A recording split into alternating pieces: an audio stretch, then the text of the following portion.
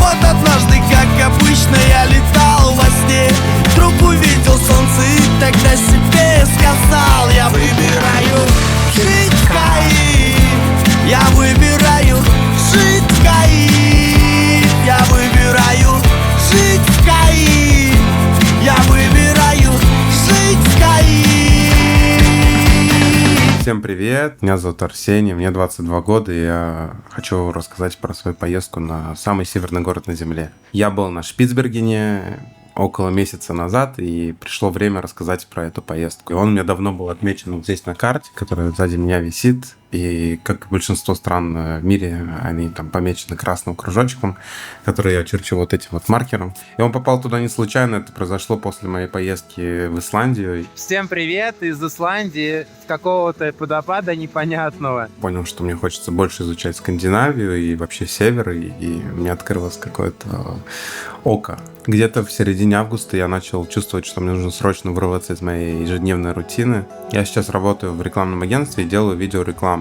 Зачем я поехал на самый северный город на Земле? Вообще, это очень сложный вопрос, и он больше про какое-то эмоциональное соревнование с самим собой.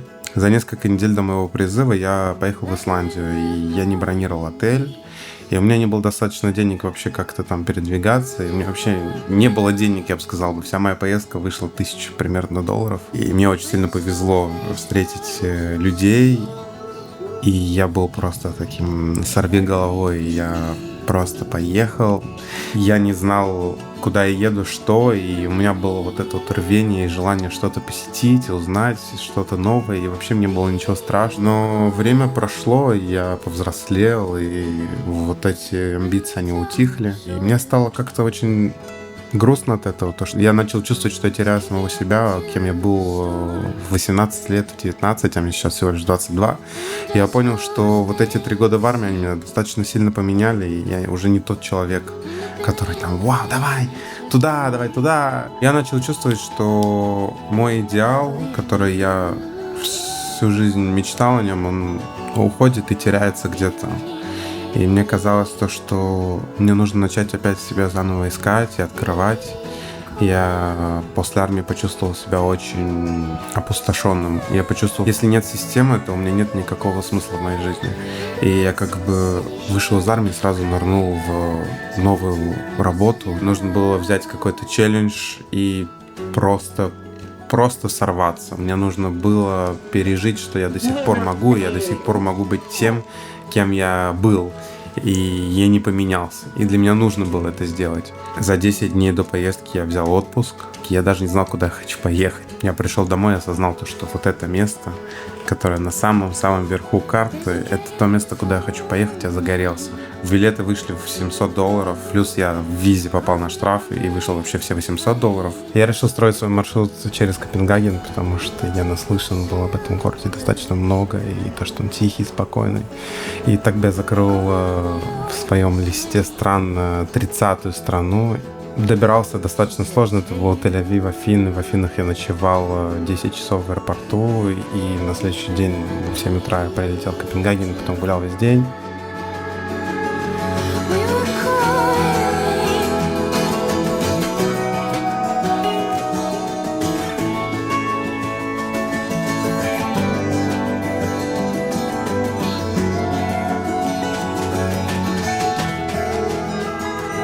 Вау, просто безумный город со своей энергией, живой, и концерты на улице, и люди. И вот я прилетаю на Шпицберген, и первое, что я вижу, это знак «Осторожно, белые медведи». Я заранее списался с Сашей, координатор компании Arctic Уголь в городе Лонгербиен, и он мне сделал тур, он мне рассказал и показал про город. Это было удивительно. И я думал, что люди там, они какие-то закрытые, сложные, они уезжают туда, чтобы побыть в одиночестве. И это мне сломало полностью все представление. Оказалось, что там живут такие же люди, как и здесь, а они еще более доброжелательные и более открытые к общению. И вот наступает день Икс, ради чего я вообще построил всю эту поездку. Это заброшенный город Пирамида. Его забросили в 93 году, после развала Советского Союза. Дорога взяла 3 часа на открытом катере.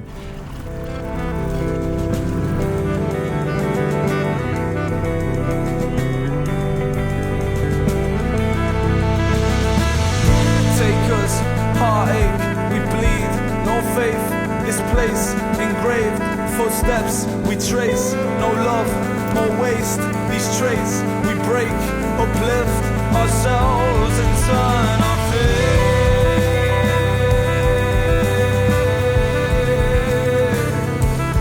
Pray for love, pray for love. Takers, heartache, we bleed, no faith, this place engraved, footsteps we trace. No love, more waste, these traits we break, uplift ourselves and turn our fate.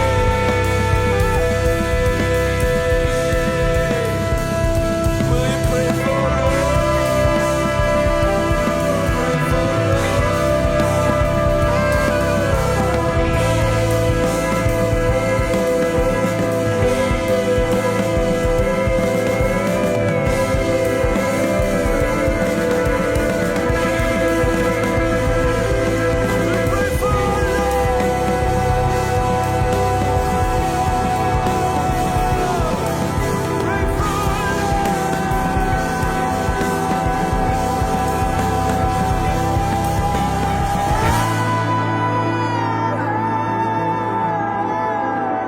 Что меня сильно удивило, то, что туман был настолько низко, что не было видно вообще ничего, только птицы, которые нас облетали, и ты чувствовал, что вы летите в этом симбиозе по этому туманному молоку. И вот ты доплываешь к леднику, который на глазах твоих буквально рушится, и ты чувствуешь, что это противостояние природы к человечеству, и ты прям видишь, как он уходит и уходит под воду, и то, что он рушится, и ты слышишь этот скрежет от ломания льда.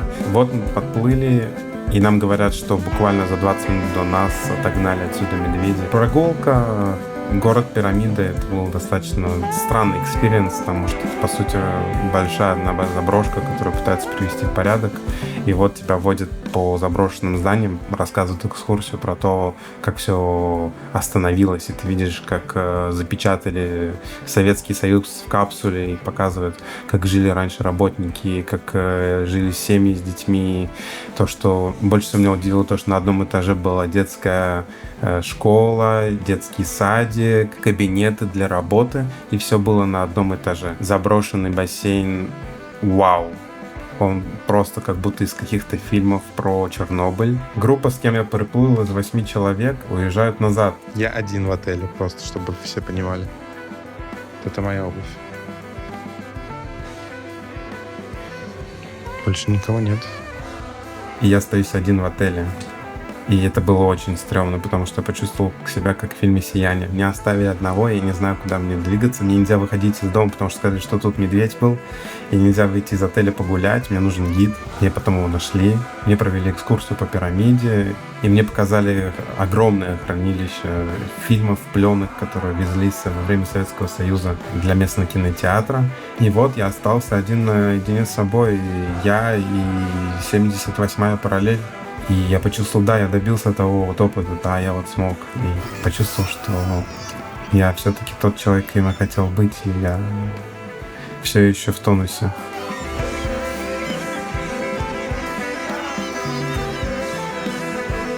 И вот на утро меня встречает Йохан, и у него просто какая-то безумная история. В 93-м году, когда Советский Союз оставил этот поселок, он его охранял 3 года один, в полном одиночестве. Просто офигеть. К нему приезжала баржа каждые полгода и привозила ему топливо и еду, и он охранял первые 3 года один этот поселок, чтобы его мародеры не разграбили, и он не изменил. Чтобы вы понимали, на Свальбарде полгода полярный день и полгода полярная ночь. Меня поразило то, что человек в таких условиях прожил 3 года один. Один очень агрессивный медведь. Он стоял в самом конце только 5 метров. Я ему в глаза смотрели и спокойно. Самое главное, без псих, без стресс, без паники, без резких движений, не надо кричать, как люди там. Просто ему в глаза и спокойным словам. Братан, еще один шаг, и тебя конец. Я уже чувствовал, что это закончится хорошо, потому что он чувствовал, что я вроде не боится, я не боюсь. Я стою на месте. Ну, тоже я не угроз для ему. Это очень важно. И тогда он понимает, не получится ему испугать, то ладно, хуй, не стоит это. Шаг назад, и он шаг назад. Ну, уже, типа, мы понимаем друг друга, ладно.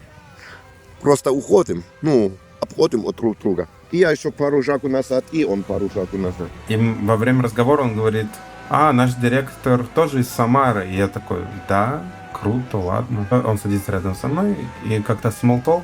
Он говорит: а это вы из Самары? Я говорю: да, это я. И потом просто начался у нас безумный диалог по поводу Самары, по поводу, как мы переехали. Я переехал в Израиль, как он переехал на Свальбард. А вы на рыбалку ходили на Волге? Постоянно. Я вообще на лодке 11, 5 или 6 класса начал ездить. В гостинице звонит, говорит, у нас медведь снегоходы ломает. И что-то там ест. Ну, я встал, взял карабин, ракетницу. У меня снегоход стоял около дома. Запустил его.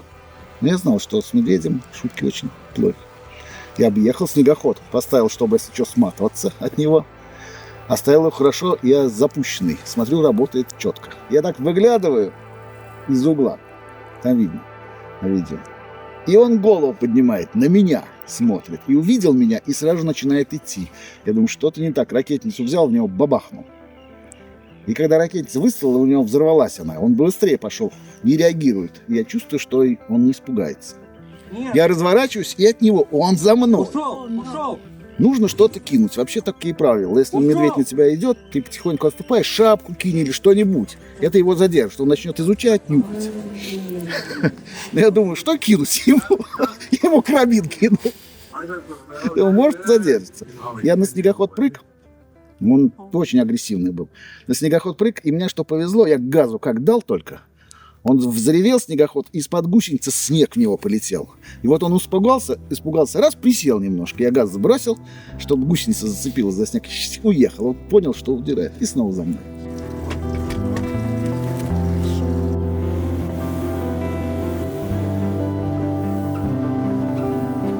Все ледником был закрыт, и он уходит туда, тает, и потихоньку уходит, отходит от баланса.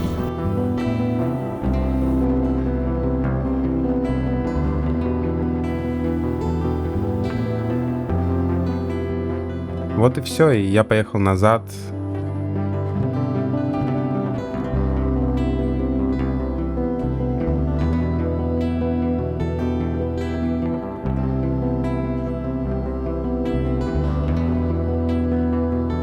По дороге назад встретили песца и моржей.